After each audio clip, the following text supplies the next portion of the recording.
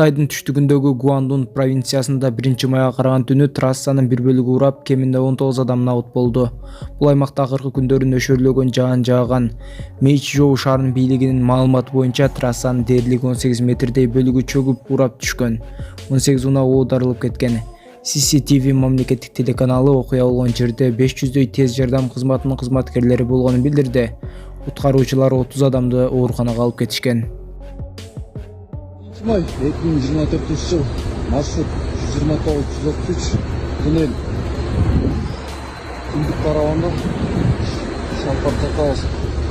Аба ырайы кескин өзгөрүп кеткендигине байланыштуу Төө ашууда туман болуп кар жаап жатат. Бул боюнча Чүй ОИБ боюнча ЖКХБнан билдиришти. Билдирмеге ылайык, жол инспекторлору айдоочуларды Бишкек Ош Унаа жолунда жүрүүдө бардык коопсуздук жол эрежелерин так сактоого чакырат.